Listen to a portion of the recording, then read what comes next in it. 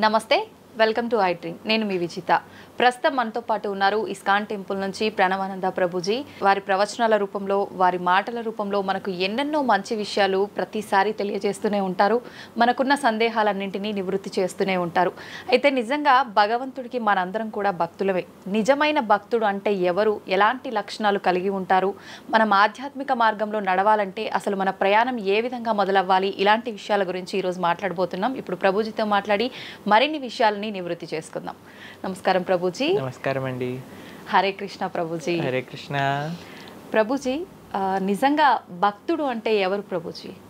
భగవంతుడి పట్ల పరిపూర్ణమైన నమ్మకం ఉన్నవాడు భక్తుడు. సుఖాలు వచ్చినా, దుఃఖాలు వచ్చినా, అవమానాలు వచ్చినా, పొగడతలు వచ్చినా, మన జీవితంలో ఏ సిచ్యువేషన్ వచ్చినా సరే మనం భగవంతుణ్ణి ఆశ్రయించి ఆయన పట్ల నమ్మకం ఉన్నవాడు భక్తుడు. చాలాసార్లు ఏమవుతుందంటే అండి, మనకి మంచి జరుగుతున్నప్పటి వరకు వెరీ గుడ్, మనం చాలా భగవద్భక్తులం అని అంటే, కానీ ఏదన్నా చెడు జరిగిపోయింది ఏమనుకోండి, నాకెందుకు ఇలా జరిగింది, నేను ఇంత మంచివాడిని, ఆయన ఎందుకు అలా చేయలేదు, కాబట్టి ఈయన నాకొద్దు అని అంటారు చాలా మంది.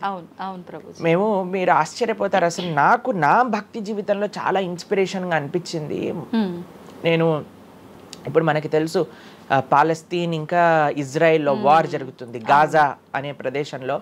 అయితే ఒక ఆవిడ, అసలు చాలా వీడియోస్ చూశాను ఒకదాని తర్వాత ఒకటి, అక్కడ ఉండే వాళ్ళు మొత్తం ఫ్యామిలీ నష్టం అయిపోయినా, పిల్లలు చనిపోయినా, ఏం చేసినా సరే వాళ్ళు ఇలా అంటున్నారనమాట, ఏ అల్లా నువ్వు మాకు ఇది చేసావు కానీ మేము మాత్రం నీకు స్తోత్రం చేస్తాం. వాళ్ళ లాంగ్వేజ్లో వాళ్ళు చెప్తున్నారనమాట, నువ్వు ఏం చేసినా సరే మా మంచికే చేస్తావని నాకు తెలుసు, కాబట్టి ఇంకా ఇంకా మేము మిమ్మల్ని పొగుడుతూనే ఉంటాము. ఆ సిచ్యువేషన్లో కూడా అసలు ఆ నమ్మకం ఎలా ఉంది అని నాకు చాలా ఇన్స్పిరేషన్గా అనిపించింది. అరే ఎంత ట్రూ డివోషన్ వాళ్ళకి ఉన్నది, ఒక నమ్మకం వాళ్ళ దేవుడి పట్ల వాళ్ళకు ఉన్నది. కానీ మనం ఎన్నిసార్లు చాలామంది చూస్తుంటాం. మొన్న నాకు ఎవరో వీడియో పంపించారు, అందులో చెప్తారు, ఒక వెంకటేశ్వర స్వామి ఫోటో ఉంటుందన్నమాట, ఒక ఆవిడ చెప్తారు, ఓయ్ నేను చెప్పింది చేస్తావా లేదా, ఇంకో దేవుడిని తీసుకొచ్చి పెట్టేయాలనా అని అంటుందన్నమాట. అయితే నేను చూసి ఆశ్చర్యపోయాను అనమాట. మనకి ఎందుకు ఇలాంటి ఫేత్, ఇలాంటి నమ్మకం ఎందుకు లేదు? ఎప్పుడైతే మనం ఎంతైతే మనకి ఇన్వెస్ట్మెంట్ చేస్తామో అంతే రిటర్న్ వస్తుంది కదండి. అలానే మన నమ్మకం, మాన అపమానాలు, ఇవి సుఖ దుఃఖాలు, ఇవన్నీ ప్రపంచంలో ఒక భాగం అండి. ఇదంతా జీవితంలో ఒక భాగం. అందుకే మన సనాతన సంస్కృతిలో ఎప్పుడు మంచే ఉంటుంది అని చెప్పారు. అందుకే ఈ ఉగాది పచ్చడి, మన నూతన సంవత్సరం ప్రారంభమైనప్పుడు షడ్రుజోపేతం కదండి, చెప్పుకున్నాం. కాబట్టి ప్రతి ఒక్కటి కొద్దిగా అది కావాలి, కొద్దిగా ఇది కావాలి. కానీ మనం ఏం చేస్తామంటే, ఎవరికైతే అచంచల విశ్వాసం ఉంటుందో భగవంతుడి పట్ల, స్వామి నువ్వేం చేసినా నా మంచే చేస్తావు అనేవాడు నిజమైన భక్తుడు. కాబట్టి ఎక్కడి నుంచైనా ఆ విశ్వాసం, ఆ శ్రద్ధ కానీ మనం నేర్చుకోగలిగితే ఇట్ ఈస్ ఎక్స్ట్రీమ్లీ వండర్ఫుల్ అనమాట. ఆ శ్రద్ధ, స్వామి నువ్వు ఏం చేసినా సరే నేను నిన్నే కొలుస్తా, అటువంటి శ్రద్ధ మన దగ్గర ఉండిందండి, మన దగ్గర ఉండింది. మన పూర్వీకులు, రాజులు, మహారాజులు, అసలు మన సంస్కృతి, సిక్కులు ఎవరైతే మనకి వాళ్ళ జీవితాన్ని త్యాగం చేసేసారు వాళ్ళ ధర్మాన్ని కాపాడుకోవడానికి. మనం చూస్తాం. అసలు ఇప్పుడు ఏంటంటే అండి, నాకు అన్నిటికంటే బాధాకరమైన విషయం ఏంటంటే, ఈ ప్రజెంట్ డే యూత్ ఉన్నారు కదా, వాళ్ళకి మన దేశ సంస్కృతి గురించి తెలియదు, మన దేశ హిస్టరీ గురించి తెలియదు, మన కల్చర్ గురించి తెలియదు, మన ఆధ్యాత్మికత గురించి తెలియదు. తెలుసుకోవాలి అనే ప్రయత్నం కూడా చేయట్లేదు. ఎవరు అసలు దేశాన్ని కాపాడాలనుకుంటుంది? అసలు మన పూర్వీకులు మనకి ఎలాంటి సంపత్తిని ఇచ్చారు? ఏవో టీవీలలో వచ్చే చెత్త ప్రోగ్రాములు చూడటము, టైం వేస్ట్ చేసేయటము. ఇప్పుడు మాకు చెప్తున్నారు, ఎవరో బిగ్ బాస్ అనేదో ప్రోగ్రామ్ వస్తుందట. జనాలందరూ అసలు ఏమొస్తుంది చెప్పండి? మన జీవితంలో ఏదైనా మార్పు కలగలిచ్చా? మనకి లేదు. ఎవడో ఒకటి చోట వాడు డబ్బులు సంపాదించుకుంటూ వాడు చేసే చెత్త పనులన్నీ మనం చూస్తూ ఉంటే, మనం వింటూ ఉంటే, దాని తర్వాత చూస్తే పర్వాలేదు, ఆ వ్యక్తుల పట్ల అపరిమితమైన ప్రేమను పెంచుకొని, ఒకళ్ళు నాకు ఈ మధ్య ఎక్స్ప్లెయిన్ చేస్తున్నారనమాట, ఒక్కొక్కళ్ళకి ఆర్మీ అని తయారైపోయి వేరే వాళ్ళని దూషించటం, వేరే వాళ్ళని తిట్టడం. ఈ సమాజం ఇలా ఉంటే నీకు ఒక బిగ్ బాస్ అనే ఒక టైం వేస్టర్ని కావాలి, అది అయిపోగానే ఐపీఎల్ అనే ఒక టైం వేస్టర్, దాని తర్వాత నెట్ఫ్లిక్స్, అమెజాన్ ప్రైమ్, ఇవన్నీ ఎప్పుడు ఉన్నాయి. మనకి నిజంగా మేము కొన్నిసార్లు యూత్ని కలిసినప్పుడు అడుగుతామండి, అరే మన దేశ రాజకీయాల గురించి తెలుసా అని అంటే, తెలుసండి. ఎవరి దగ్గర నుంచి తెలుసుకున్నావు అని అంటే ఒక యూట్యూబర్ పేరు చెప్తారు. ఆ యూట్యూబర్ ఏమో ఎక్కడో వేరే దేశంలో కూర్చొని మన సంస్కృతిని మన రాజకీయాల్ని ఎలా ఒక వేరే దిశగా నడిపించాలో నడిపిస్తుంటారు. వాడివన్నీ వింటూ వీళ్ళు ప్రభావితం అయిపోతారు అనమాట. కానీ ఏంటి అసలు మన సంస్కృతి అంటే ఏంటి, మన ధర్మం అంటే ఏంటి, అసలు కొద్దిసం భగవంతుడు చాలా దూరం అనుకోండి, కనీసంలో కనీసం మన భారతీయత అంటే ఏంటో కూడా తెలియదండి అసలు ఇలాంటి పిల్లలకి. ఈ మధ్యలో పిల్లల్ని మర్చిపోకండి. పేరెంట్స్ ఎంతమంది దృష్టి చూపిస్తున్నారు చెప్పండి? చాలా తక్కువ మంది ప్రభుజీ. ఎప్పుడు చూడు ఏ సినిమాకి వెళ్దామా, ఏ సీరియల్ చూద్దామా, ఏ రియాలిటీ షో చూద్దామా, ఏ మూవీ సిరీస్ వెబ్ సిరీస్ కొత్తగా రిలీజ్ అయిందా, ఏ ఇన్స్టాగ్రామ్లో వీడియోస్ చూద్దామా, ఇలానే ఉండిపోతే మన దేశం ఎటు వెళ్తుంది, మన రాజ్యం ఎటు వెళ్తుంది, మన సంస్కృతి ఎటు వెళ్తుంది ఒకసారి చెప్పండి. కాబట్టి భక్తి అనేది ఒక ప్రస్తుత సమాజంలో అర్థం చేసుకోవటము అనేది ఎప్పుడైతే ప్రతి ఒక్కళ్ళు తమ దగ్గర ఉండే సమయాన్ని వెచ్చిస్తారో, ఎప్పుడైతే నేను తెలుసుకోవాలి అనే ఒక ఇచ్చ మనసులో ఉంటుందో అప్పుడు మాత్రమే తెలియపడే ఒక అద్భుతమైన జ్ఞానం అండి అది. తత్విద్ధి ప్రణిపాతేన పరిప్రశ్నేన సేవయా అని కృష్ణుడు భగవద్గీతలో చెప్పారు. ఆధ్యాత్మిక జ్ఞానం అంటే ఎలానో అలా తెలుసుకోలేమండి. దానికి సమయాన్ని వెచ్చించాలి, దానికి ఇంట్రెస్ట్ మన లోపల కలిగి సమయాన్ని తీసుకోవాలి. అరే మనకి బిగ్ బాస్ 210లో ఉన్నంత ఇంట్రెస్ట్ టైం, ఐపీఎల్ మ్యాచ్లలో చూడడానికి ఇంట్రెస్ట్ టైం, వెబ్ సిరీస్లు చూడడానికి ఉన్న ఇంట్రెస్ట్ టైం, ఒక గీతా భాగవతం వినడానికి మనం టైం పెడుతున్నామా? లేదు, అసలు అట్లాంటి ఆలోచనే రావట్లేదు కదా. మరి భక్తి అంటే ఏంటి, భగవంతుడు అంటే ఏంటి, భగవంతుడు మనకి ఏం చేస్తున్నాడు, ఇవన్నిటికీ సమయం వెచ్చించాలి కదండి. కాబట్టి అందుకే మనం ఎప్పుడు చెప్పేది, ఒక భక్తుడు అనేవాడు అన్నిటికంటే అదృష్టవంతుడు ఎవరికైతే భగవంతుడి యొక్క కృప అనుభవంలోకి వస్తుందో. అటువంటి అనుభవం కానీ మనం పొందాలి అని అనుకుంటే మనం సమయాన్ని కేటాయించాలి. ఇది చాలా ముఖ్యమైన విషయం. అయితే మనం ఆధ్యాత్మిక ప్రయాణం మొదలు పెట్టాలి అంటే ముందుగా చేయాల్సిన పని, మొట్టమొదటి అడుగు ఆధ్యాత్మిక ప్రయాణం ముందు పెట్టాలి అని అంటే ఇన్స్టాగ్రామ్, వాట్సాప్ని తగ్గించాలి. ఓకే. ఇంతకు ముందు ఏకాదశి, ఇప్పుడు రేపు ఏకాదశి ఉపవాసం అంటే నిర్జల ఉపవాసం అని లేదా పలాహార ఉపవాసం అని అలా చెప్తారు. కొన్ని సంవత్సరాలు అయిపోయాక ఉపవాసం అని అంటే కనీసం ఈ రోజైనా ఫోన్ చూడొద్దు అని చెప్పే రోజులు కూడా వస్తాయేమో అనిపిస్తుంది. ఎందుకంటే ప్రతిసారి కూడా అడిక్టెడ్ జనాలందరూ కూడా వాట్సాప్ వీడియోలు, స్టేటస్లు, ఇన్స్టాగ్రామ్, యూట్యూబ్, టీవీ వీటితో అడిక్ట్ అయిపోయి ఎంత సమయాన్ని వెచ్చిస్తున్నారు. అసలు మీరు అన్నట్టుగా జపం చేయడానికి అడుగురా అంటే జపం చేయడానికి సమయం లేదంటారు, వాట్సాప్ స్టేటస్ మాత్రం చూడడానికి సమయం ఉంటుంది. ఎంత విచిత్రం చెప్పండి. కాబట్టి మనము చాలా జాగ్రత్తగా మొట్టమొదటి అడుగు ఏంటి అని అంటే మనం చెయ్యకూడని విషయాలు పక్కన పెట్టడం. ఏంటి? అక్కర్లేని విషయాలు వినటం, అక్కర్లేని విషయాలు మాట్లాడటం, అక్కర్లేని విషయాల గురించి ఆలోచనలు చేయటం. వీటన్నిటిని పక్కన పెట్టి 4 నియమాలు చెప్పారండి మన శాస్త్రంలో భక్తిలో ముందుకెళ్ళడానికి, ధర్మ మార్గంలో ముందుకెళ్ళడానికి. మద్యం పానం శ్రియాసూన యథా అధర్మశ్చ చతుర్విధం అని భాగవతం చెప్తుంది. 4 రకములైన తప్పుడు అలవాట్లను మనం నిషేధన చెయ్యాలట.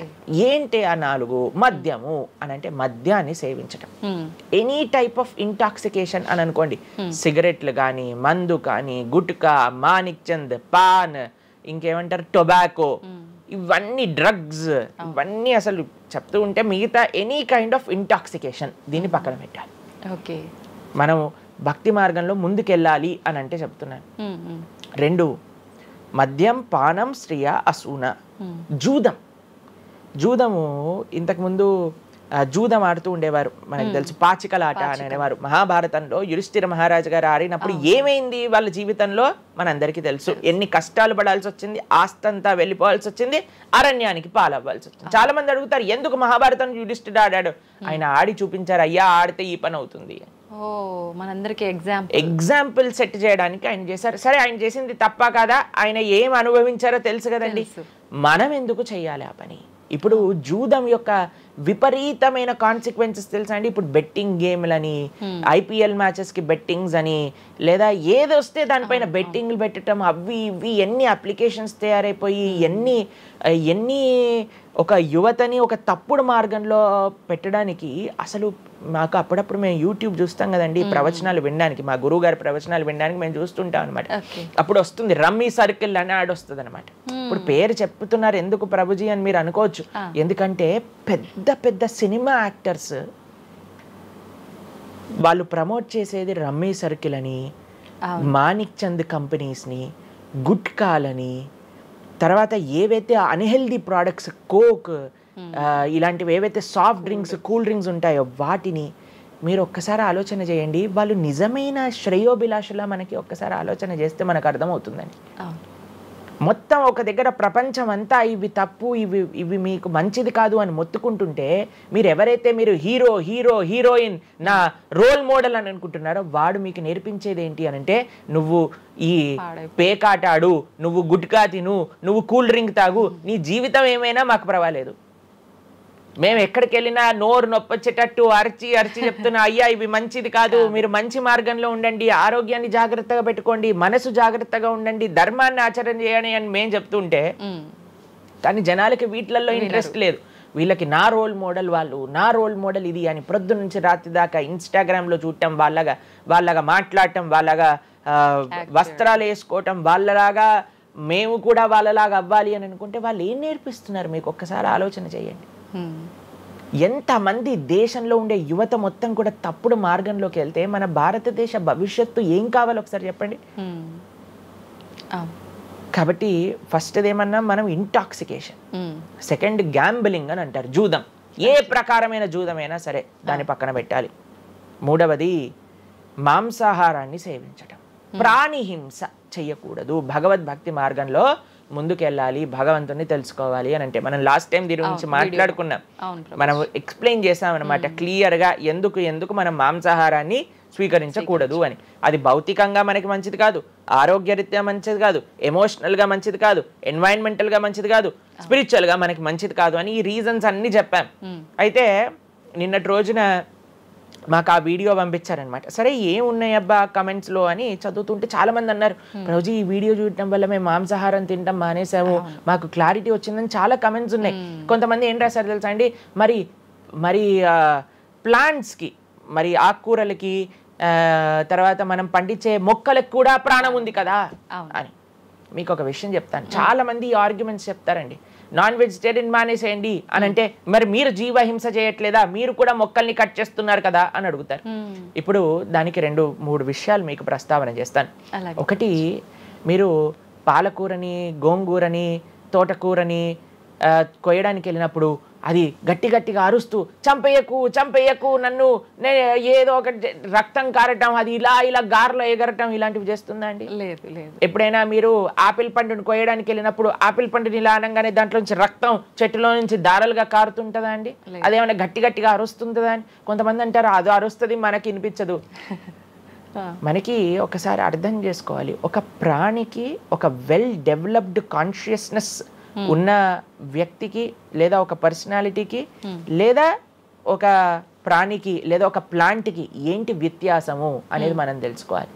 దాంతోపాటు ఇంకొక విషయం చెప్తాను, మరి ప్లాంట్స్ని తినచ్చు, యానిమల్స్ని తినకూడదు అని ఏంటి ప్రమాణము అనంటే, భగవంతుడు మనకి ఈ విషయాన్ని ప్రస్తావన చేశారు, స్వామి మనకి ఈ విషయాన్ని ఉపదేశం చేశారు. అయ్యా, నువ్వు కేవలం శాకాహారాన్ని మాత్రమే తినవచ్చును, సాత్విక ఆహారాన్ని మాత్రమే తినవచ్చును. ఎక్కడ చెప్పాడు భగవంతుడు? పత్రం పుష్పం ఫలం తోయం యోమే భక్త ప్రయశ్చతి. పత్రం పుష్పం ఫలం తోయం, నువ్వు ఫలములను, తర్వాత ఆకులను, నీటిని, పాలను, వీటితో సంబంధించినవి ఏవైనా సరే తయారు చేయొచ్చు, భగవంతుడికి నివేదన చేయొచ్చు, స్వీకరించవచ్చు. కాబట్టి మన శాస్త్రములు దేన్నైతే యాక్సెప్ట్ చేశాయి, ఇప్పుడు చెప్పాయనుకోండి, సరే ఈ ప్లాంట్స్లలో కూడా ప్రాణం ఉందయ్యా, ప్లాంట్స్ కూడా తినకు అని అంటే ఏం చేస్తామండి? గాలిని పీల్చుకుంటామా? సన్లైట్తో బతుకుతామా మనం ఏమన్నా ప్లాంట్స్ బతికినట్టుగా? ఏదో ఒకటి కావాలి కదా ఆహారం. కాబట్టి అన్నిటికంటే లీస్ట్ హింస, అహింస అంటే అన్నిటికంటే లీస్ట్ హింస ఎక్కడ ఉంటుందో అది కాబట్టి మనకి శాస్త్రం ఆమోదన చేసింది. నువ్వు ఈ ఏవైతే హర్బివోరస్ అని అంటారు చూడండి, ఏవైతే పశుపక్షాదులు కాకుండా ఏవైతే మొక్కలు ఉంటాయో, ఏవైతే ధాన్యం ఉంటుందో, ఏదైతే ఫలములు ఉంటుందో దాన్ని స్వీకరించు అని. తర్వాత రెండో ఆర్గ్యుమెంట్ ఏం చేస్తారో తెలుసా అండి, నాన్ వెజిటేరియన్ అనగానే మనం కానీ తినకపోతే వాటి పాపులేషన్ మొత్తం పెరిగిపోయి పెరిగిపోయి పెరిగిపోయి పెరిగిపోయి మనల్ని చంపేస్తుంది. అయ్యా, నువ్వొక్కడివి మారటం చేత ఏమీ అవ్వదు. అవును, మొత్తం మారిపోదు. ప్రపంచం ఎలా వెళ్తుందో కొంతమంది మూర్ఖులు ఉంటారు, ఎంత చెప్పినా మారని వాళ్ళు వాళ్ళ పని చేసుకొని ఇవ్వండి అంతే. భగవంతుడు బ్యాలెన్స్ ని తయారు చేశారండి. ఆ భగవంతుడు ఆ బ్యాలెన్స్ ని క్రియేట్ చేస్తారు. నువ్వు ఆ ధర్మాన్ని ఆచరించకుండా ఉండు. కాబట్టి 3 చూసాం. ఏంటి? మద్యం, పానం, శ్రియ, సూన. ఒకటి intoxication, gambling, meet eating. Last Prabhuji ఒక చిన్న డౌట్. ఇప్పుడు మాంసాహారం తినొద్దు మన శాస్త్రంలో ఎక్కడ తినమని చెప్పలేదు అని అన్నారు కదా, మరి గ్రామ దేవతలకి కోళ్ళు, మేకలు ఇలాంటివన్నీ బలిస్తుంటారు కదా, మరి అది ఎక్కడ ఉంది అసలు? మీరు అమ్మవారిని జగన్మాత అని పిలుస్తారు తెలుసా? మీరు ఎప్పుడైనా అంటారా? అమ్మ అంటారు, అంతేనా? ఒక తల్లికి, ఒక తల్లితనంలో మీరు కూడా మదర్ కదండి, మీ పిల్లలకి ఏదైనా ఒక చిన్న బాధ కలిగితే మీరు ఓర్చుకోగలుగుతారా చెప్పండి? లేదు.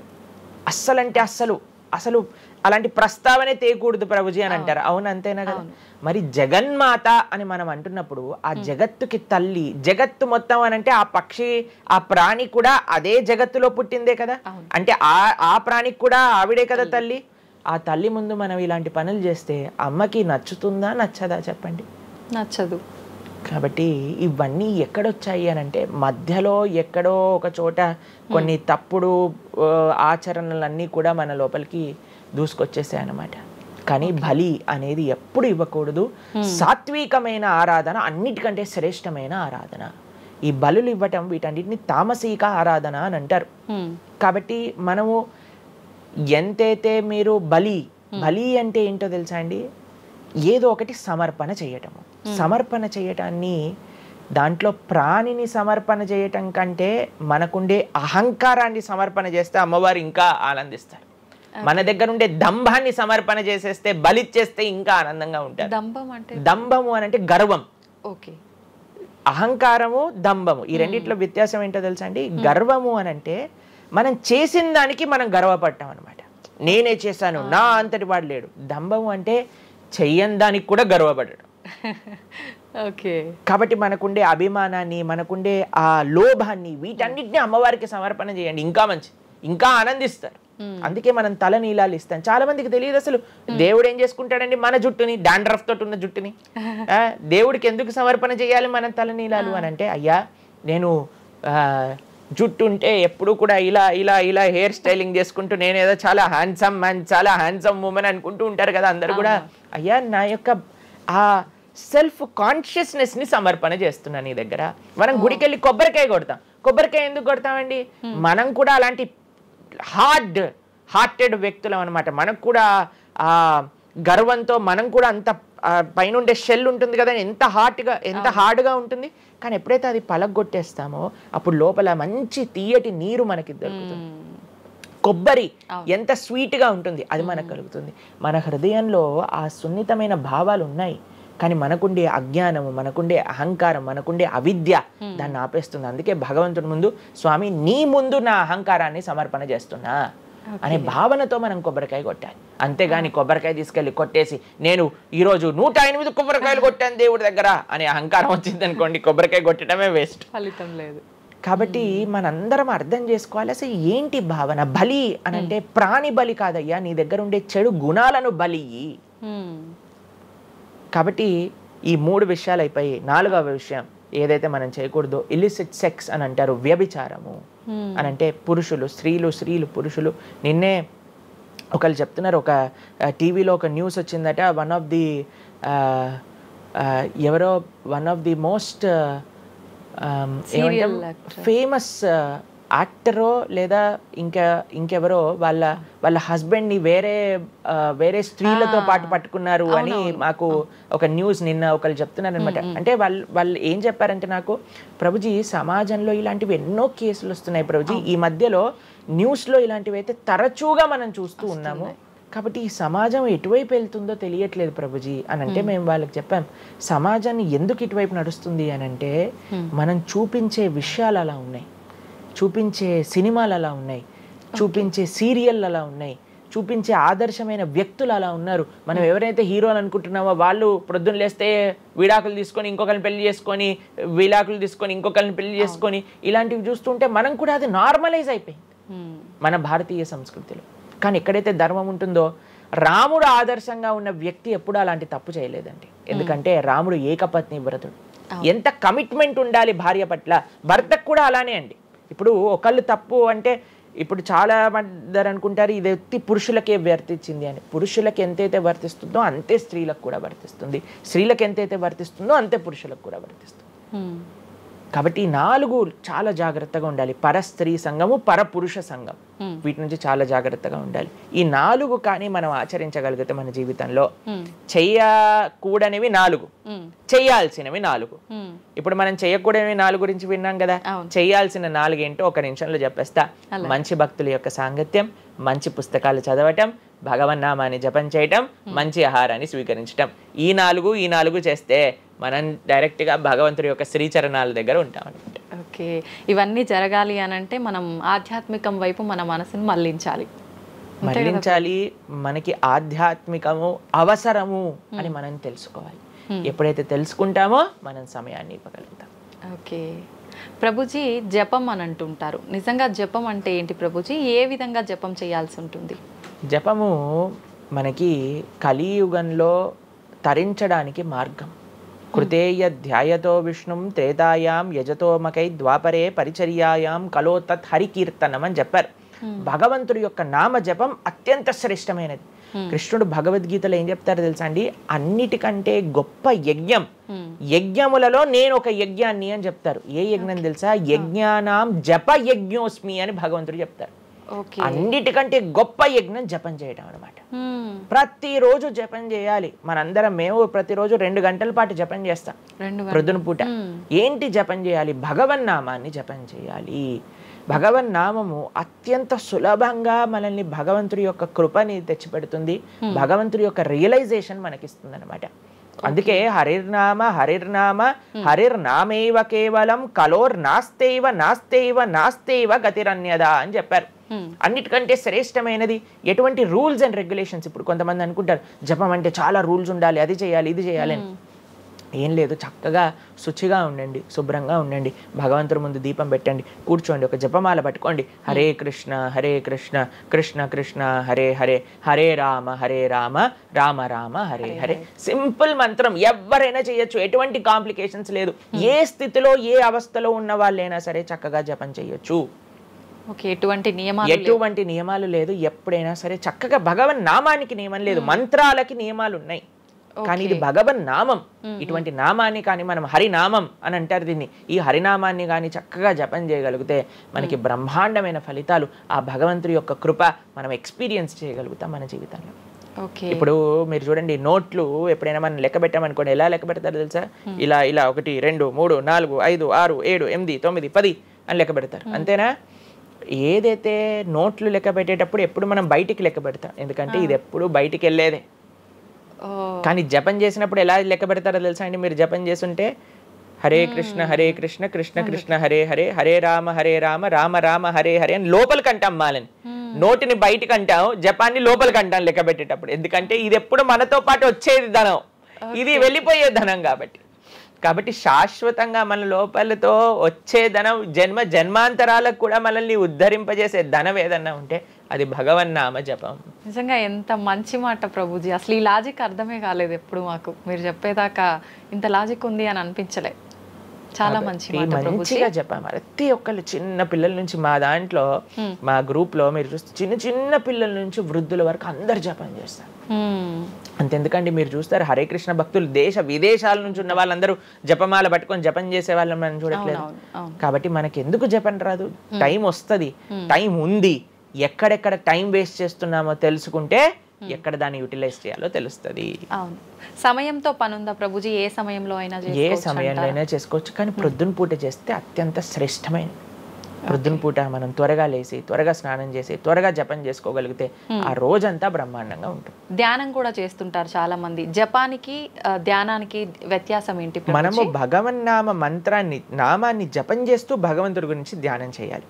ఓకే. ఇప్పుడు జస్ట్ ధ్యానం, చాలా మంది మాకు కంప్లైంట్ చేస్తుంది, ఇప్పుడు ధ్యానం చేస్తే మనసు నిలకడగా ఉండట్లేదు, మనసు ఎక్కడికి వెళ్ళిపోతుంది, అక్కర్లేని ఆలోచనలు వస్తున్నాయి.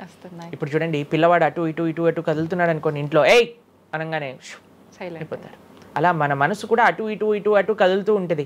కానీ ఎప్పుడైతే మనం మంత్రంతో ధ్యానం చేస్తామో అప్పుడు మనసు ఇలా వెళ్ళిపోయింది అనుకోండి పక్కకి, హరే కృష్ణ అనగానే ఆ మనసు వచ్చేస్తుంది, వామ్మో వీడు కాన్షియస్గా ఉండండి నేను అటు ఇటు వెళ్తుంటే. కాబట్టి మనసు కూడా మనం ఆ నామం పట్ల మనం ధ్యానం చేయొచ్చు. ఎప్పుడైతే మనం నామాన్ని మంచిగా జపం చేస్తామో ఆ నామంలోంచే భగవంతుడి యొక్క రూపం, గుణం, లీల అవన్నీ కూడా ప్రకాశితం అవుతాయి. కానీ ఫస్ట్ మనం ధ్యానం నామం పైన పెట్టాలి. మన ఉచ్చారణ కరెక్ట్గా ఉందా, మనం చక్కగా ఆ నామాన్ని వింటున్నామా, దీనిపైన ధ్యాస ఉండాలన్నమాట. నిజంగా చాలా మంది ధ్యానం చేసేటప్పుడు ఆ ఏకాగ్రత అనేది రావట్లేదు, ఎన్నిసార్లు ప్రయత్నించినా అంటుంటారు కదా ప్రభుజీ. ఏం చేయాలంటారు ఆ ఏకాగ్రత రావాలంటే? ప్రాక్టీస్ చేయాలి. అభ్యాసేనతు కౌంతేయ, అభ్యాసం చేయాలి. ఇదేదో చాలా మంది ఏం చేస్తారు తెలుసా అండి, ప్రభుజీ నేను 3 రోజుల నుంచి జపం చేస్తున్నా కానీ నాకు ఆ రుచి కలగట్లేదు. అయ్యా 300 కోట్ల జన్మలు తీసుకున్నాం మనము, ఆ జన్మాంతరాల్లో ఉండే వాసనలు ఉన్నాయి కదా, కొద్దిగైనా మనం సమయం ఇవ్వాలి భగవంతుడి యొక్క నామం. ఇప్పుడు మురికి పట్టిన ఒక క్లాత్ ఉందనుకోండి, ఇంకులో ముంచేసిన క్లాత్ ఉందనుకోండి, దాన్ని ఇచ్చాను అనుకోండి, ఇప్పుడు ఒక్క ఉతుకుల్లో పోతుందా ఇంకంతా? ఒక ఉతుకు తర్వాత ఇంకో ఉతుకు తర్వాత ఇంకో కొద్దిగా వెళ్తూ ఉంటుంది. కొన్నిసార్లు మనకి ఫస్ట్ 3-4 వాషెస్లో తెలియదు అసలు పోయిందా లేదా. పోతుంది కానీ మనకంత ఎవిడెంట్గా కనిపించదు. కానీ 10, 15, 20, 30 సార్లు అయ్యాక తెలుస్తుంది. 100 సార్లు అయ్యాక మళ్ళీ మనకి తెల్లగా ఆ క్లాత్ బయటికి వచ్చేస్తుంది. అలానే మనం కూడా ప్రయత్నం చేస్తూ ఉండాలి. ఇన్ని జన్మలు మనం మాయకి ఇచ్చేసి ఒక జన్మలో 3 రోజులు మనం భగవన్నామాన్ని జపం చేసి ఇప్పుడు నాకేం కలగలేదు అని అంటే ఎలా చెప్పండి? ఆ నిష్ఠ, సిన్సియారిటీ ఇవ్వాలి టైం మనకి. ఎలాగైతే మీరు టైం దీనికి ఇచ్చారో అలానే టైం భగవంతుడు కూడా ఇవ్వాలి. తప్పకుండా ఆ ప్రాసెస్లో తప్పలేదు. మన సిన్సియారిటీ ఎంత సిన్సియర్గా మనం చేస్తే అంత తొందరగా మనకు కృప అనేది లభిస్తుంది. ఓకే ప్రభుజీ, పునర్జన్మలు అని అంటుంటారు. పునర్జన్మలు ఉంటాయా? ఇందాక మీరు చెప్పినట్టు ఎన్నో జన్మల వాసనలు మనకి జన్మలో కూడా అవి ఉంటాయి అని చెప్పన్నారు కదా, ఆ వాసనలకు సంబంధించిన ఆ లైఫ్ని మళ్ళీ ఈ జన్మలో మనం అనుభవిస్తామా? తప్పకుండా. మీరు అంతెందుకండి, మీరే ఎన్నోసార్లు మీ జీవితంలో కొంతమందిని కలిసి ఉంటారు. వాళ్ళు చెప్తారు ఇది ఈ జన్మలోంచి కాదు, పక్కా వీడి పోయిన జన్మలోదే ఈ లక్షణం. ఎందుకంటే చాలా మంది అంటారు మా ఇంట్లో ఎవరండి ఇలా ఉండరండి కానీ వీడికొక్కటే ఈ గుణం వచ్చింది అని అంటూ ఉంటారు. మనం చాలాసార్లు చూస్తాం చిన్న పిల్లలకి వాళ్ళకి మనకు నేర్పించకుండానే ఒక టాలెంట్ వచ్చేస్తుంది. వాళ్ళు ఆ విధంగా నేను మొన్న బృందావనం వెళ్ళినప్పుడు మేము చూసాము, అక్కడ చిన్న పిల్లవాడండి, నాకు తెలిసి 3-4 సంవత్సరాలు ఉంటాయి, 250 కంటే ఎక్కువ ట్యూన్లలో హరే కృష్ణ మంత్రాన్ని పాడుతున్నాడు ఆయన. వాళ్ళ పేరెంట్స్ని అడిగాం, అయ్యా ఎలా నచ్చింది? ప్రభుజీ మేమేం తెలియదు ప్రభుజీ, చిన్నప్పటి నుంచి హార్మోనియం దగ్గరికి వెళ్ళి టిక్ టిక్ టిక్ టిక్ అనేవాడు, వాడే పాడుతున్నాడు, వాడికి మొత్తం హార్మోనియం ఎవ్వరు నేర్పించలేదు, వాడే పాడుతున్నాడు అని. అలా ఎన్నో. మీరు డాక్టర్ ఐన్ స్టీవెన్సన్, మీరందరూ ఇంటర్నెట్ ఉంది కదా, మీ అందరికి ఫోన్లు ఉన్నాయి కదా, డాక్టర్ ఐన్ స్టీవెన్సన్ అని నొక్కండి. 2500 కంటే ఎక్కువ కేసుల పైన ఆయన రీసెర్చ్ చేశారు. రీఇన్కార్నేషన్, పునర్జన్మ కలిగిన కేసెస్లో అనమాట. కాబట్టి మీరు జస్ట్ రీఇన్కార్నేషన్ కేసెస్ అని మీరు యూట్యూబ్లో టైప్ చేస్తే ఎన్నో వస్తాయి మీకు. కాబట్టి పునర్జన్మ ఉన్నది. పునర్జన్మ సిద్ధాంతాన్ని ప్రస్తావన చేసి వాటిని నమ్మకం ఉన్న వాళ్ళే సనాతన ధర్మానికి సంబంధించిన వాళ్ళు అనమాట. కాబట్టి ఏది కూడా మనకి స్పాంటేనియస్గా రాదు, అంతా కూడా కర్మ, what ever we do that comes around అనమాట. కాబట్టి ఈ పునర్జన్మ సిద్ధాంతం అనేది తప్పకుండా ఉన్నది. పునర్జన్మ ఉంటుంది, జన్మాంతరాల వాసనలు అనేవి ఉంటాయి. ఎప్పుడైతే మనం ఆధ్యాత్మిక సాధన, ఎప్పుడైతే మనం భగవద్భక్తి చేస్తామో ఆ వాసనలన్నీ కూడా తొలగిపోతాయి. మనం చక్కగా మంచి ధార్మికమైన వ్యక్తిలా మనం మళ్ళీ మారచ్చు అనమాట. ప్రభుజీ, పునర్జన్మ ఉంటుంది అని అనుకున్నాం మనం. అయితే పునర్జన్మ అంటే అంతకుముందు జన్మకు సంబంధించిన పాపం పుణ్యం ప్రతి ఒక్క దాని ప్రభావం ఈ జన్మలో ఉంటుందంటారా ప్రభుజీ? తప్పకుండా. చాలా మంది అంటారు ప్రభుజీ వాళ్ళు ఇంత పిచ్చి వాళ్ళు కానీ ఇంత ఆనందం ఎందుకు వస్తుంది అని అంటే, వాళ్ళు గత జన్మలో చేసిన పుణ్యం ఇప్పుడు వాళ్ళకి వస్తుంది, ఈ జన్మలో చేసే పాపం మళ్ళీ వస్తుంది. ఎవరు కూడా ఎస్కేప్ అవ్వలేరండి. ఇప్పుడు మీరు అనుకుంటున్నారు మనం బాధపడుతున్నాం, గత జన్మలో చేసిన పాపాన్ని ఇప్పుడు మనం అనుభవిస్తున్నాం, ఇప్పుడు మేము మంచి వాళ్ళం ప్రభుజీ, మీకు కూడా వస్తుంది ఆ ఛాన్స్. కాబట్టి ఈ కర్మ సిస్టమ్ ఏదైతే భగవంతుడు ఇది చేశారో దాని నుంచి ఎవ్వరు ఎస్కేప్ కాలేరు. ఆయన సిస్టమ్ చాలా పక్కా. ఇక్కడ ఉండే మనం అప్పుడప్పుడు ట్రాఫిక్ సిగ్నల్ ని దాటేసి ట్రాఫిక్ పోలీస్ నుంచి ఎస్కేప్ అవ్వచ్చు, కానీ భగవంతుడి యొక్క రేడార్ నుంచి ఎస్కేప్ అవ్వలేదన్నమాట. ఎందుకంటే ఆయన హృదయంలో ఉండే కదా అన్ని నోట్ డౌన్ చేసుకునేది. కాబట్టి తప్పకుండా గత జన్మ పుణ్యము గత జన్మ పాప ఫలితాలు ఈ జన్మలో అనుభవించాల్సిందే. చాలా మంది మమ్మల్ని అడుగుతారు, ప్రభుజీ నరకానికి తీసుకెళ్తారు కదా. ఆ నరకానికి తీసుకెళ్తారు, మరి నరకంలోనే అంత అయిపోగొడితే మళ్ళీ ఈ జన్మలో ఇవ్వటం ఎందుకు? ఇన్స్టాల్మెంట్లో వస్తాయి, ఈఎంఐస్ కింద కట్టాల్సి వస్తుంది అనమాట మన ఫలితాన్ని. కొద్దిగా నరకంలో, కొద్దిగా ఈ జన్మలో, మళ్ళీ వచ్చే జన్మ. ఒకటేసారి ఆ యొక్క ఫలితాన్ని కానీ ఇచ్చేస్తే మనం తట్టుకోలేము. కాబట్టి భగవంతుడి యొక్క కృప నిజంగా చెప్పాలంటే ఇన్స్టాల్మెంట్స్ లో వచ్చేది. ఇప్పుడు చూడండి, ఒకసారి 10 కోట్లు కట్టాలి అంటే అది ఈజీయా, లేదా ఇన్స్టాల్మెంట్ లో కట్టాలంటే ఈజీయా? అందుకే కదండి అందరు ఈఎంఐలు కావాలండి. అలానే పుణ్యం, అలానే పాపం కూడా. కొద్దిగా స్వర్గంలో అనుభవించు, కొద్దిగా ఇప్పుడు అనుభవించు, మళ్ళీ నెక్స్ట్ జన్మలో అనుభవించు. అది తప్పదు, ప్రతి ఒక్కరు అనుభవించాల్సిందే. లేకపోతే చెప్పండి, అసలు ఈ జన్మలో ఎందుకు కొంతమంది కష్టాలు అనుభవిస్తున్నారు? కొంతమందికి పుట్టుక నుంచే కష్టం వస్తుంది, కొంతమంది కొన్ని డిఫెక్ట్స్ తో పుడతారు. ఎందుకు? If God is equal to everybody, then why did God create different people differently అని అంటే భగవంతుడు తయారు చేయలే, భగవంతుడు ఇనిషియేట్ చేశారు ఆ సిస్టమ్ని. దాంట్లో మనం ఏ విధంగా చేస్తే ఆ కర్మ ద్వారా అలా మనం పుట్టవలసి వస్తుంది. కానీ మనము పాస్ట్ గురించి చింత, అయ్యో ఎన్ని పాపాలు చేశానో నాకు ఇది వస్తుంది, దీని గురించి చింత చేయకండి. అయ్యా నేను ఫ్యూచర్లో ఇది చేసి నేను ఇలా చేయబోతుంది, దాని గురించి పాడి. ఇప్పుడు నీ దగ్గర సమయం ఉంటే నువ్వు ఇప్పుడు ధర్మాచరణ చెయ్యి, ఇప్పుడు భగవంతుడిని ఆశ్రయించు, ఇప్పుడు ధార్మికంగా ఉండు. భగవంతుడు దాన్ని దీన్ని రెండింటినీ తీసేస్తారా, ఆయన యొక్క లోకానికి మనం వెళ్ళవచ్చు. కాబట్టి భగవంతుడు అదే చెప్పారు, సర్వధర్మాన్ పరిత్యజ్య మామేకం శరణం వ్రజ అహం త్వాం సర్వ పాపేభ్యో మోక్షయిష్యామి మా శుచ. ఇది భగవంతుడు ఇచ్చిన ఒక ఆశ్వాసన భగవద్గీతలో. అన్నిటినీ వదిలిపెట్టేసాయి, అన్ని రకాల చెడు వస్తువుల్ని, అన్ని రకాల మంచి, నువ్వు నాకు శరణు వేరు, నేను నీ పాప పుణ్యాలు మొత్తం తీసేస్తాను. యద్గత్వా న నివర్ధంతే తద్ధామ పరమం మమ. భగవంతుడి దగ్గర నుంచి చేరుకున్నాం అనుకోండి, మళ్ళీ ఈ ప్రపంచంలో ఈ యొక్క కష్టాలు ఉండే ఈ నేలపైన మళ్ళీ రావాల్సిన అవసరం లేదు. స్వామితో బ్రహ్మాండంగా స్వామి యొక్క సేవలో సుఖంగా ఉండొచ్చు మనం. అయితే ప్రభుజీ చాలా మంది చెప్తుంటారు, అన్ని అనుభవించింది తప్పదు అన్నప్పుడు ఎందుకు భగవంతుని ఆరాధన చెయ్యాలి అని. వాళ్ళందరికీ ఇది మంచి సమాధానం ప్రభుజీ. నిజంగా చాలా మంది ఇదే అంటుంటారు, అంతే కదా, ఎంత భగవంతుని ఆరాధించినా ఈ కష్టాలు తప్పట్లేదు, అసలు లైఫ్ ఏం చేంజ్ అవ్వట్లేదు, మనశ్శాంతి లేదు, ఎందుకు అసలు ఆరాధించాలని చెప్పి అసలు భగవంతుని పూజించడం కూడా మానేస్తుంటారు. మళ్ళీ ఇప్పుడు ఆపేస్తే మళ్ళీ నెక్స్ట్ ఏంటి అని ఆలోచన చేయాలి. కాబట్టి ఇప్పుడుండే వాటితో మనం ఇది చేసామనుకోండి, ఇంత ధర్మాచరణ కూడా ఆపేశారనుకోండి, ఇంకా ఆ పుణ్య పాప ఖాతాలు అలానే పెరిగిపోతూ ఉంటాయి. కానీ చివరికి వచ్చేది ఈ ప్రపంచంలోకే కదా. కాబట్టి మనకి చెడు చేయటం పనికిరాదు, కేవలం మంచి చేయటం కూడా పనికిరాదు. భగవద్భక్తి అన్నిటికంటే టాప్ మోస్ట్. కాబట్టి మనం ధార్మికంగా ఎంత భగవద్భక్తితో ఉంటే అది మనకి అంత మంచిది. ప్రభుజీ కర్మ సిద్ధాంతం అన్నారు కదా, అసలు కర్మ సిద్ధాంతం అంటే ఏంటి ప్రభుజీ? ఏం చెప్తోంది అసలు? మనం చెయ్యంది మనకి రాదు, మనం చేసింది తప్పకుండా మనకు వస్తుంది. ఇదే కర్మ సిద్ధాంతం. Every action has equal and opposite reaction. ఇలా అయితే ఈ లా ఉందో అదే కర్మ సిద్ధాంతం. అంటే నువ్వు చేసింది ఏదైనా సరే ఆ యొక్క ఫలితం నుంచి తప్పించుకోలేవు. తర్వాత ఏదైతే నువ్వు చేసావో దాని నుంచి తప్పించుకోలేవు. మంచైనా చెడైనా, మొన్న అయింది నీకు ఈ రోజు వస్తుంది, ఈ రోజు చేసిన దానికి రేపు వస్తుంది. ఇదే కర్మ సిద్ధాంతం అంటే. కాబట్టి ఎప్పుడు ఇది మన మనసులో ఉండాలి.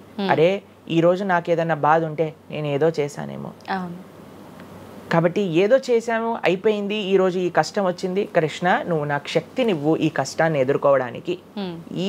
ఇప్పటి నుంచి నేను ఇలానే మంచిగా ఉంటాను, ఎప్పుడూ అధర్మం వైపు వెళ్లకుండా ఉంటాను, స్వామి నువ్వే రక్ష అని ఆ ధర్మ చింతన ముందుకు తీసుకెళ్ళటం. ఇప్పుడు కానీ మనం ఆ ధర్మ సంకల్పం చేసుకుంటండి, రేపటి రోజున మరి చాలా మంది రేపు ఎవరు చూసారో లేదో, అయ్యా రేపు ఎవరు చూసారో లేదో అని కానీ మీ పిల్లవాడు చెప్పి నేను ఇప్పుడు కష్టపడను, రేపు నాకు ర్యాంక్ వచ్చాక నాకు ప్లేస్మెంట్ వస్తుందో లేదో నాకు ఏం గ్యారంటీ ఉంది కాబట్టి నేను చదవను అన్నాడు అనుకోండి, ఏం చెప్తారు మీరు? నాన్న నువ్వు ప్లేస్మెంట్ గురించి బాధపడకు, ఫస్ట్ నీ కర్తవ్యం చదవటం నువ్వు చదువు, దాని తర్వాత నీకు వస్తుంది, నీ జీవితం సెటిల్ అవుతుంది, అంతే కదండి. మనం కూడా లేదు రేపు ప్రొద్దున ఎవరు చూసారు స్వర్గాన్ని నరకాన్ని కాబట్టి నేను ఇప్పుడు ధర్మాచరణ చెయ్యను అని అంటే మీ పిల్లవాళ్ళు కూడా ఎక్కడైతే చదవను అని అంటారో అలానే మనం కూడా తయారవుతాం. చాలా మంది అండి పెద్దవాళ్ళు పిల్లలకి మాత్రం మంచి నీతులు చెప్తారు, కానీ వాళ్ళ దగ్గరకు వచ్చేసరికి వాళ్ళు ఆచరించడానికి రెడీగా ఉంటారు అనమాట. కాబట్టి మీరు ఒక్క విషయాన్ని ఆలోచించండి, మీరు ఏం చెప్తున్నారో అది మీరు ఫాలో అవుతున్నారా? పెద్దలు ఫాలో అవుతేనే అది పిల్లలు ఆచరిస్తారు, లేకపోతే ఆచరించరు. పిల్లలకి స్కూల్ ఎలానో మనకి భగవంతుడి యొక్క సృష్టి చేసిన ఈ ధర్మం అలాంటి. కాబట్టి ఈ రెండిట్లో మనం చాలా జాగ్రత్తగా ఉండాలి. ప్రభుజీ, చాలా మంది ఏ పని చేయాలన్నా కూడా ముందు వెనుక ఆలోచించి ప్రతిదీ జ్యోతిష్యాన్ని పట్టి దాని ప్రకారంగానే పనులు చేస్తూ ఉంటారు. నిజంగా జ్యోతిష్యాన్ని నమ్మొచ్చు అంటారా? జ్యోతిష్యం 100% కరెక్టే, కానీ జ్యోతిష్యాన్ని నువ్వెంత సీరియస్గా తీసుకోవాలి అది ఆలోచించాల్సిన విషయం. జ్యోతిష్య శాస్త్రం అది, శాస్త్రం ఎప్పుడూ కూడా కరెక్టే, కానీ మనకి ఎంత అవసరం అది. ప్రతిరోజు ప్రొద్దున లేవంగానే రాశి ఫలాలు ఏమైపోయాయి అని కొంతమంది చదువుతూ ఉంటారు. ప్రతి చిన్న విషయానికి ఈ రోజు ఏమైంది, ఈ రోజు ఎలా ఉంది, ఆ రోజు ఎలా ఉంది, సండే పేపర్లో వచ్చింది, ఇంకా ఈ వారం ఎలా ఉండబోతుంది, ఇవన్నీ నీకు అవసరం లేదయ్యా. నువ్వు ధర్మాచరణ చెయ్యి, భగవంతుడి పట్ల నమ్మకం పెట్టుకో, ఆయన చూసుకుంటాడు. భక్తులు ఎవరు కూడా అలాంటి విషయాలని సీరియస్గా తీసుకోరండి. ఎందుకంటే బృందావనంలో ఒక భక్తులు ఉన్నారనమాట. ఆయన అంటారు, మొత్తం అన్ని గ్రహాలు నీకు అనుకూలంగా ఉండి నువ్వు కృష్ణ భక్తుడివి కానీ అవ్వకపోతే అన్ని గ్రహాలు అనుకూలంగా ఉండి నీకేం లాభం. తర్వాత అంటాడు, అన్ని గ్రహాలు ప్రతికూలంగా ఉండి కానీ నువ్వు కృష్ణ భక్తుడు అయితే ఏవి నిన్ను ఏం చేయలేవు. ఎందుకంటే భగవంతుడు అలాంటి రక్షణ ఇస్తాడనమాట. మనకి భగవంతుడి దగ్గర ఆ శక్తి ఉన్నది. కాబట్టి మనము దేన్ని ఎంత సీరియస్గా తీసుకోవాలి? మనకి కావాల్సినది ఆధ్యాత్మికత, భక్తి. భగవంతుడి గురించి విన్నామా, భాగవత రామాయణాదులు శ్రవణం చేశామా, స్వామికి ఆరాధన చేసుకున్నామా, ఆలయానికి వెళ్ళామా, గోసేవ చేశామా, ధార్మికంగా ఉన్నామా, ఎవరికి ఏం చెడు చేయలేదా, మంచి అందరి గురించి కూడా మంచి ఆలోచిస్తున్నామా, ఒకళ్ళతో మంచిగా మాట్లాడుతున్నామా, ఎవరికి చెడు చేయట్లేదా, ఇంతవరకు నీ ఆలోచన ఉంటే సరిపోతుందండి. ఈ ధర్మ చింతన మనకు కావాలి, అంతేకాని ఏమవుతుంది, నా రాసి ఏంటి, ఇదేంటి. ఇప్పుడు అంత పిచ్చి జనాలకి ఎలా పెరిగిపోయిందంటే, ఒకళ్ళు అంటారు ఈ ఉంగరం పెట్టుకోమంటారు, ఒకళ్ళు అంటారు ఇలా నీ పేరు రాయి అంటారు, ఒకళ్ళు అంటారు నీ పేరులో ఏ ఏ ఏ ఏ ఎక్స్ట్రా రాయమంటారు. ఇవన్నీ ఏంటి మారిపోయాయి? ఇవన్నీ మార్చుకొని నీ ఆచరణ కానీ మారకపోతే, నీ థింకింగ్ కానీ మారకపోతే, నీ ధర్మం పట్ల ఉండే అనిరుక్తి కానీ పెరగకపోతే ఇవన్నీ చేసి ఏం లాభం? కాబట్టి మనం ఎసెన్స్ ఆఫ్ ధర్మ భగవంతుడి ఆరాధన. సవై పుంసాం పరో ధర్మో యతో భక్తిర్ అదోక్షజే. అటువంటి స్వామిని ఆశ్రయించటంలో మన టైం పెట్టాలి, కానీ ఇలాంటి చిన్న చిన్నవి చూసుకోవటం, వీటి కోసం మనం సమయాన్ని వేస్ట్ చేసుకోవటం మంచిది కాదు. జ్యోతిష్యం కరెక్టా? 100% కరెక్ట్. నీకెంత కావాలి అది నువ్వు ఆలోచన చేసుకో. పెళ్లి చేసుకోవాలి, గృహ ప్రవేశం చేసుకోవాలి, ఏదైనా పెద్ద పెద్ద ఉంటే అప్పుడు మీరు చూడాలి ముహూర్తం, వివాహం చేసుకోవటం కానీ లేదా ఏమంటాం మన గృహ ప్రవేశాది పెద్ద పెద్ద కార్యములకి చూసుకొస్తే ప్రతిరోజు, ప్రతి క్షణం, ప్రతి వారం, ప్రతి నెల. చాలా మందికి పొద్దున్నే చూడండి అసలు రోజు గడవదు. ఇలాంటి పిచ్చి పనులు ఆపాలి. ఫస్ట్ ప్రొద్దున పూట లేచి భగవంతుడి దగ్గరికి వెళ్ళి భగవంతుడికి నమస్కారం చేసి జపం చేసుకొని ధ్యానం చేసుకొని ఆలయానికి వెళ్ళి దర్శనం చేసుకొని భగవత్ చింతనలో ఉండండి. రోజులో ఏ కష్టం వస్తుందో దాన్ని ఎలా ఎదుర్కోగల ఆ శక్తిని వస్తుంది. అంతేగాని ఏమున్నాయి రాశి ఫలాలు చదవటం వల్ల ఏం అవ్వదండి. కాబట్టి సొల్యూషన్ పైన కాన్సన్ట్రేట్ చేయండి, ప్రాబ్లం కోసం విశ్లేషణ చేయకూడదు. ఓకే ప్రభుజీ, చాలామంది ఇంట్లో నెగిటివ్ ఎనర్జీస్ ఉన్నాయి, దయ్యాలు తిరుగుతున్నాయి, లేదంటే ఎవరైనా ఒక పర్సన్కి దయ్యం పట్టింది అని చెప్పి చాలామంది ఎవరు ఇట్లా పంతుళ్ళు అట్లాంటి వాళ్ళ దగ్గరికి, మాంత్రికుల దగ్గరికి తీసుకెళ్ళడము, వాళ్ళు వదిలిస్తారని చెప్పటము, ఆ దయ్యం వీళ్ళని చాలా పీడిస్తుంది అని చెప్పడం, ఇలాంటివి చాలా వింటుంటాము సహజంగా. ఇదంతా నిజమే అంటారా ప్రభుజీ? అసలు దయ్యాలు అనేవి ఉన్నాయంటారా? ఆత్మలు, దయ్యాలు ఇవన్నీ ఉన్నాయండి, అది లేవు అని చెప్పలేము, ఉన్నాయి తప్పకుండా. ఎలా అయితే మీరు నెగిటివ్ ఎనర్జీ అంటారు కదా, నెగిటివ్ ఎనర్జీ ఎక్కడికి వస్తుందో తెలుసా అండి? నెగిటివ్ పీపుల్ దగ్గరికి వస్తుంది. ఎవరైతే ఎమోషనల్గా, ఎవరైతే స్పిరిచువల్గా, ఎవరైతే ఫిజికల్గా వర్నలబుల్గా ఉంటారో వాళ్ళ దగ్గరికి వస్తుంది.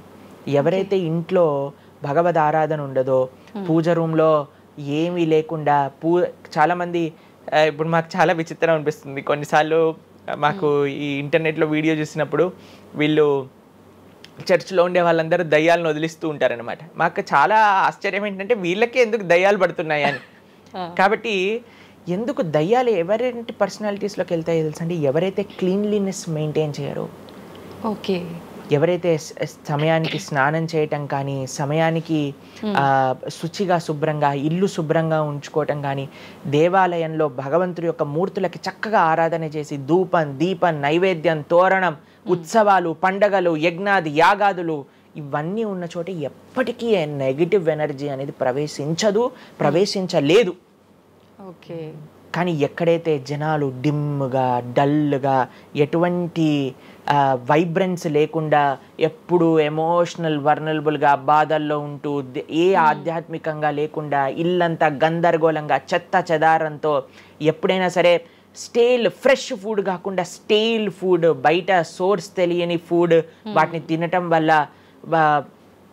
అలాంటి మెంటాలిటీస్, అలాంటి నెగిటివ్ ఎనర్జీ ఈజీగా ఇటువంటి నెగిటివ్ ఎన్వైరన్మెంట్లోకి వచ్చేస్తుంది అనమాట. ఓకే. కానీ ఎప్పుడైతే మనం వైబ్రెంట్గా భగవన్నామ చక్కగా బొట్టు పెట్టుకొని, చక్కగా మంచిగా సాంప్రదాయంగా రెడీ అయ్యి, చీర సాంప్రదాయం, మన సాంప్రదాయం మన చీర అండి. భారతీయత మగవాళ్ళైతే ధోతి కుర్తా ఇంతకుముందు ఉండేది, శిఖ. ఎంత చక్కగా బొట్టు పెట్టుకొని చక్కగా అలంకరణ చేసుకొని ఇంట్లోకి వెళ్ళంగానే అసలు ఆ ధూపం యొక్క సువాసన వచ్చి చక్కగా పసుపచ్చతో మన గడప నుంచి స్టార్ట్ చేస్తే పైన తోరణం, కింద ముగ్గులు. అసలు ఒక సనాతన సాంప్రదాయం, ఒక హిందూ యొక్క ఇంటికి వెళ్తే ఏ దయ్యం అలాంటి ఇంట్లోకి వెళ్ళగలుగుతుంది చెప్పండి? మన సినిమాలలో మీరు చూసి ఉంటారు, దయ్యాలు ఎక్కడుంటాయి? పాతబడ్డ బంగ్లాలలో, ఎక్కడో క్లోజ్ చేసిన గెస్ట్ హౌస్లలో ఉంటాయి, అంతేనా? నిజం ప్రభుజీ. ఏదైనా దేవాలయంలో దయ్యం ఉండటం మీరు చూసారా ఎక్కడైనా? ఎందుకు ఉండదు? ఎందుకంటే అక్కడ భగవద్ ఆరాధన జరుగుతుంది కాబట్టి. ఏ ఇంట్లో అయితే నిరంతర భగవద్ ఆరాధన ఉంటుందో, ఏ ఇల్లు అయితే వైబ్రెన్స్ గా ఇంటి బయట ముగ్గు నుంచి ప్రారంభమై ఇంటి లోపల దేవాలయంలో దీపము నిరంతరము కూడా ఉంటుందో, భగవద్ ఆరాధన జరుగుతుందో, భగవన్నామ జపం జరుగుతుందో, శాస్త్రాన్ని పారాయణ చేస్తున్న విష్ణు సహస్రనామం, హరే కృష్ణ మహామంత్ర కీర్తన, యజ్ఞము, యాగము, ఉత్సవాలు చేస్తూ, అటువంటి ఇంట్లో అటువంటి వ్యక్తులకి ఎప్పుడూ రాలేదండి. ఎవరైతే తన నుదిటిన తిలకాన్ని అలంకరణ చేసుకొని చక్కగా సాంప్రదాయంగా ఉంటారో, శుచి శుభ్రత పాటిస్తారో, చక్కగా ఆలయానికి వెళ్ళి గోసేవ, చెప్పండి అలాంటి వాళ్ళకి ఎప్పుడైనా ఇలాంటి నెగిటివ్ ఎనర్జీ అటాక్ అవుతుందా అంటే అస్సలు కాదు. ఎవరైతే గ్లూమీగా, డిప్రెస్డ్గా, ఏం లేకుండా ఏ వస్త్రాలు పడితే ఆ వస్త్రాలు వేసుకోవటం, దేవుడు కొంతమంది ఆలయంలోకి వెళ్ళామనుకోండి, ఇంట్లో పూజ రూమ్లోకి వెళ్ళామనుకోండి, పండగ నుంచి పండగ మాత్రమే దీపం పెడతారు, లేదా అస్సలు ఆ పూలు అలానే ఉంటాయి 15-20 రోజుల వరకు. అవును ప్రభు. అలాంటి ఇంట్లలో నెగిటివ్ ఎనర్జీ రాకపోతే ఇంకేమొస్తుంది చెప్పండి? కాబట్టి నెగిటివ్ ఎనర్జీ ఉందా? ఈ దయ్యాలు, ఆత్మలు ఉన్నాయా? ఉన్నాయి. ఎవరి దగ్గరికి వెళ్తాయి? అటువంటి మెంటాలిటీ ఉన్న వాళ్ళ దగ్గరికి మాత్రమే వెళ్తాయి. ఓకే. మనం కానీ ఎప్పుడైతే మనకి రక్షణ, అందుకే మనం తులసి మాల వేసుకుంటాం. తులసి మాల ఇప్పుడు చూడండి, మేము నరసింహ కవచాన్ని ధరించామన్నమాట. ఇవన్నీ నరసింహ ఆరాధన, నరసింహ కవచాన్ని ఎప్పుడైతే మనం చేస్తామో, ఎప్పుడైతే మనం భగవన్నామ స్మరణ చేస్తామో, తులసి మాల ధరించాలి. తులసి మాల చాలా మంది ఇప్పుడు ధరిస్తున్నారు, కానీ నియమాలను పాటించట్లేదు. ఏంటి నియమాలు? తులసి మాల వేయాలి అని అంటే మనము భగవత్ ప్రసాదాన్ని మాత్రమే నైవేదన చేసి తీసుకోవాలి, మాంసాహారాన్ని తినకూడదు, ఎల్లిపాయలు ముట్టుకోకూడదు. ఇవన్నీ కూడా నెగిటివ్ థింగ్స్ అన్నమాట, తామసిక రాజసీకమైన విషయాలు. కాబట్టి ఇవి చక్కగా ఇవన్నీ మానేసామనుకోండి. తులసిమాల ధరించడం అంటే ఏంటి అంటే చూపిస్తున్నాం అనమాట, మన దగ్గర ఎటువంటి తామసిక రాజసీక ప్రవృత్తులు లేవు, మేము సిద్ధ సాత్విక ప్రవృత్తిలో ఉన్నాం. దయ్యం అక్కడ నుంచి వచ్చింది కూడా యూటర్న్ తీసుకొని వెళ్ళిపోతుంది అనమాట. ఇవి చూడ